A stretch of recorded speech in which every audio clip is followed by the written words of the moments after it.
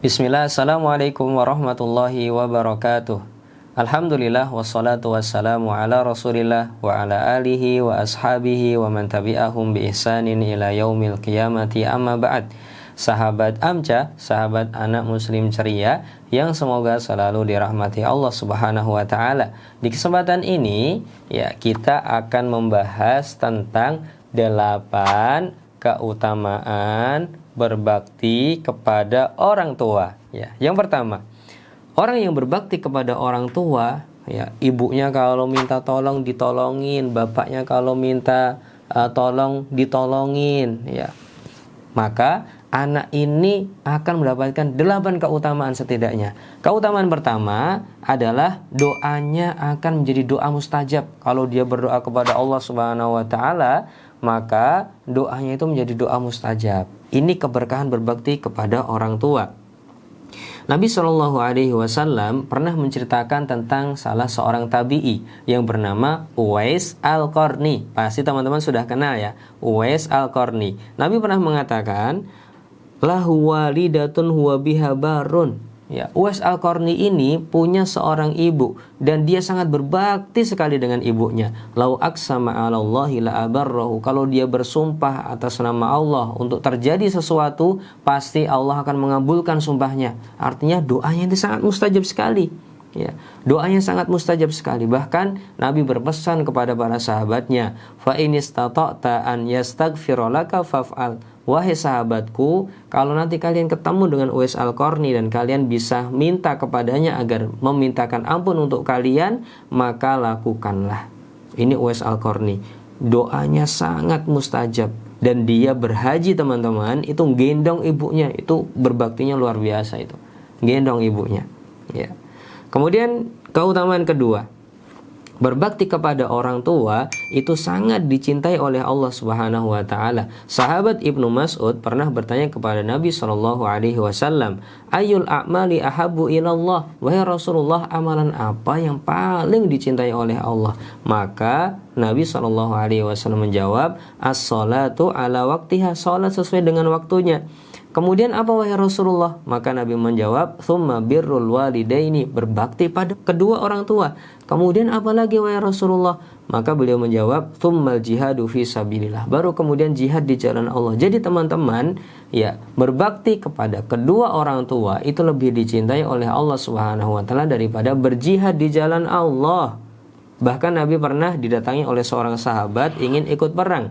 Maka Nabi Shallallahu alaihi wasallam mengatakan, ya, irji, ya, fafihima fajahid, ya, kembalilah dan berjihadlah untuk berbakti kepada kedua orang tua. Artinya berbakti ini diibaratkan Nabi dengan kata jihad, karena memang susah, perlu perjuangan, perlu mengalahkan emosi kita, perlu mengalahkan ego kita, ya. Jadi diibaratkan dengan jihad. Jadi ini amalan yang sangat dicintai oleh Allah Subhanahu wa taala. Kemudian keutamaan ketiga dari berbakti kepada kedua orang tua adalah dilapangkan rizkinya. Imam Ahmad pernah meriwayatkan sebuah hadis, man ahabba an yumaddalahu fi umrihi, barang siapa ingin dipanjangkan umurnya, wa an yuzadalahu fi rizkihi, ingin ditambahkan rizkinya, dilapangkan rizkinya, falyabarra walidayhi, hendaknya dia berbakti kepada kedua orang tuanya, wal yasil rahimahu, dan hendaknya dia menyambung silaturahminya. Teman-teman semua, ternyata berbakti kepada orang tua itu melapangkan rizki, membuat rizki kita lapang, mudah mendapatkan uang dan mendapatkan rizki yang lainnya selain uang, kesehatan, kebahagiaan, dan lainnya. Kemudian yang keempat, ya, yaitu mendatangkan solusi dari berbagai bencana dan kesempitan. Ya, jadi kalau kita susah, kok kita berbakti pada orang tua, maka Allah akan sangat mudah untuk menolongnya.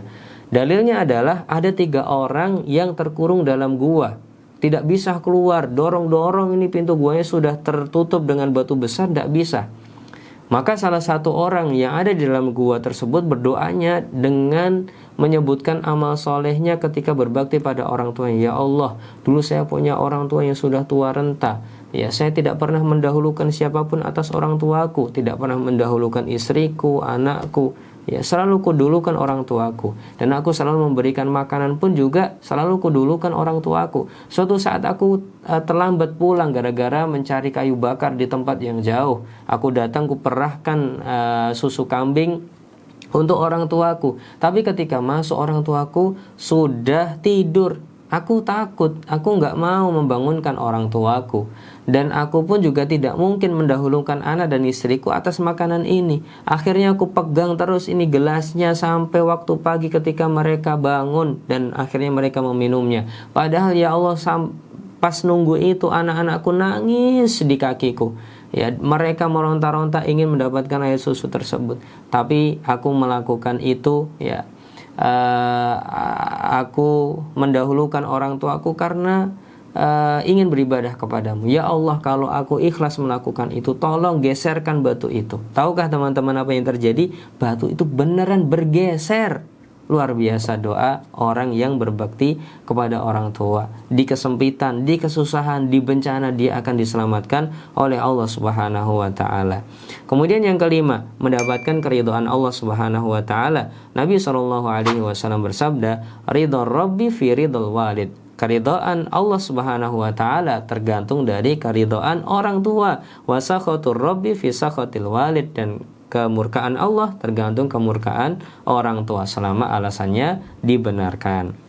Kemudian teman-teman yang keenam, ya, doa orang tua itu mustajab. Ya, kalau kita berbakti kepada orang tua, maka orang tua akan mudah untuk mendoakan kita.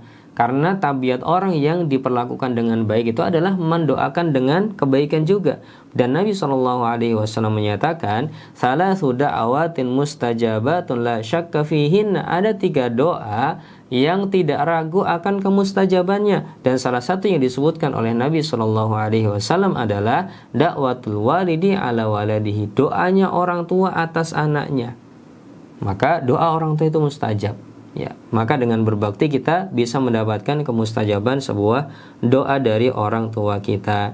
Kemudian teman-teman, di antara keutamaan berbakti kepada orang tua adalah dosa-dosa besar itu bisa diampuni. Pernah ada seorang yang datang kepada Ibnu Abbas radhiyallahu anhuma. Dia mengatakan, aku telah membunuh seorang wanita. Wanita ini aku bunuh karena dia aku lamar dan gak diterima. Tapi ketika ada laki-laki lain melamar kok diterima, saya gak terima.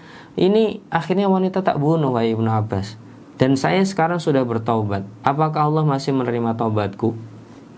Maka kata Ibnu Abbas, apakah kamu masih punya orang tua? Masih punya ibu? Ya. Maka dijawab, tidak punya, sayang sekali gitu. Maka Ibnu Abbas mengatakan, ya kalau gitu ya sepenting bertaubat dan melakukan amal ibadah semaksimal yang kamu mampu. Ketika orang ini sudah pulang dan sudah tahu apa jawaban Ibnu Abbas, yaitu melakukan amal soleh dan bertaubat, maka murid-muridnya bertanya, penasaran dengan pertanyaan Imam Ibnu Abbas, ya, sahabat Ibnu Abbas yang menanyakan apakah ibunya masih hidup, ya. Maka Ibnu Abbas mengatakan, ya, atau murid-muridnya bertanya dulu, wahai Ibnu Abbas, kenapa Anda tadi bertanya ibunya masih hidup atau enggak, ya? Kenapa? Apa alasannya, ya? Maka dijawab oleh Ibnu Abbas, ya, inilah a'lamu amalan aqraba ilallah azza wa jal min birril walidah. Aku tidak tahu ada suatu amalan yang lebih mendekatkan diri seorang hamba kepada Allah Subhanahu wa ta'ala daripada berbakti kepada orang tua. Ini keutamaannya luar biasa. Kemudian teman-teman yang terakhir, yang ke-8, keutamaan berbakti kepada orang tua adalah, ini adalah pintu surga yang paling tengah. Nabi SAW menyatakan, al-walidu awsatu abwabil jannah. Orang tua adalah pintu tertengah di surga. Fa in syi'ta fa'adhi dzalika albab au ihfadhu. Kalau kalian mau silahkan disia-siakan pintu tersebut, dan kalau kalian mau silahkan dijaga baik-baik pintu tersebut. Inilah 8 keutamaan berbakti kepada kedua orang tua. Semoga bermanfaat. Barakallahu fikum, dan semoga kita dimudahkan untuk menjadi orang yang berbakti kepada kedua orang tua. Demikian, assalamualaikum warahmatullahi wabarakatuh.